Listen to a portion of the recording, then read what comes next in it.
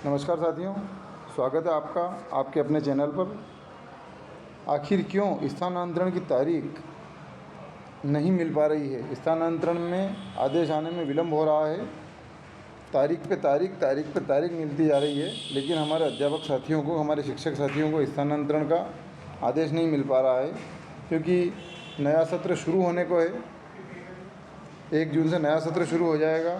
सभी लोग असमंजस में हैं कि किस प्रकार से या तो पुरानी शाला में अपना मन लगाएं या हमारा स्थानांतरण आएगा, आदेश आएगा। तो उसके कुछ कारण यहाँ पर सामने आ रहे हैं, जिसका एक महत्वपूर्ण कारण ये हो रहा है कि स्थानांतरण के आवेदन सबसे अधिक आए हैं। स्थानांतरण के आदेश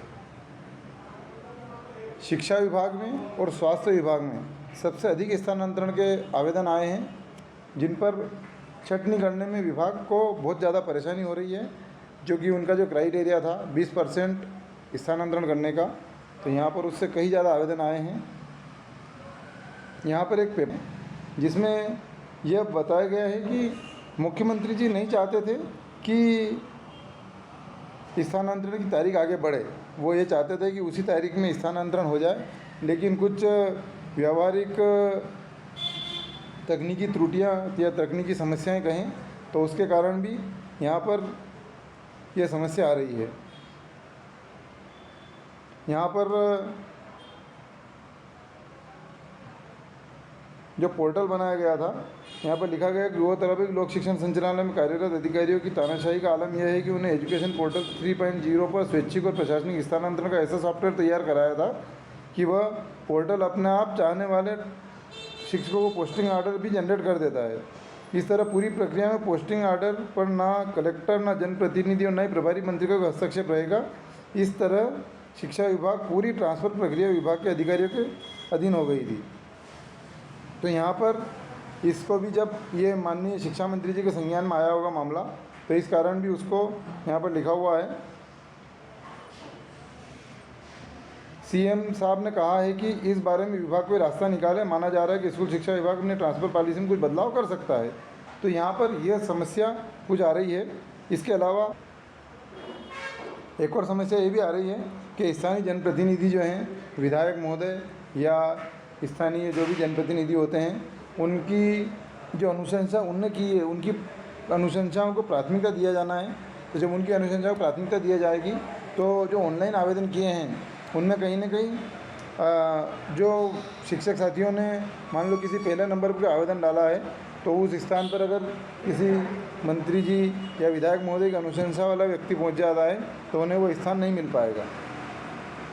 इसके अलावा शायद जिला प्रशासन भी अभी तक स्थानांतरण की सूची तैयार नहीं कर पाया है, क्योंकि अभी एक जो कल आदेश आया था उसमें लिखा था कि ज़िले के अंदर जो स्थानांतरण होंगे वो प्रभारी मंत्री और ज़िले के अधिकारियों, जिला शिक्षा अधिकारी और प्रभारी मंत्री की अनुशंसा पर होंगे। उसमें शिक्षा मंत्री जी की अनुशंसा नहीं लगेगी। तो यहाँ पर शायद जिला प्रशासन भी अभी तक स्थानांतरण की पूरी सूची तैयार नहीं कर पाया है। एक और समस्या यहाँ पर ये भी आ रही है कि जिला प्रशासन स्थानांतरण के आवेदन को अप्रूव नहीं कर पाया है। जो पारस्परिक आवेदन जो हैं, उनमें जो अप्रूवल जिला प्रशासन के द्वारा होना था, वो जिला प्रशासन के द्वारा अप्रूवल अभी तक नहीं हो पाया है। जो भी जिनने पारस्परिक स्थानांतरण के आवेदन डाले थे, उनके स्टेटस जो है, उनका ट्रांसफ़र स्टेटस, करंट स्टेटस, उसमें ये आ रहा है कि application partners application locked and pending for approval. तो जो अप्रूव है वो जिला प्रशासन के द्वारा किया जाना था। तो यहाँ पर अभी तक जिला प्रशासन के द्वारा अप्रूव नहीं किया गया है इस आवेदन को। तो जब तक ये अप्रूव नहीं होंगे, तब तक इनका स्थानांतरण की प्रक्रिया आगे नहीं चल पाएगी। तो अब ये भी काम बहुत सारा पेंडिंग पड़ा हुआ है। तो एक कारण ये भी है कि जिला प्रशासन द्वारा पारस्परिक स्थानांतरण का आवेदन को अप्रूव नहीं किया गया है। तो ये जब तक अप्रूव नहीं होंगे, तब तक इसकी पारस्परिक स्थानांतरण की प्रक्रिया भी आगे नहीं बढ़ पाएगी। उसमें यह है कि ज़िले के अंदर के शिक्षक के स्थानांतरण पुरानी प्रक्रिया से ही होंगे और 10 जून को होंगे शिक्षकों के ट्रांसफ़र आदेश जारी। 10 जून से पहले शिक्षक के ट्रांसफ़र आदेश जारी नहीं हो पाएंगे।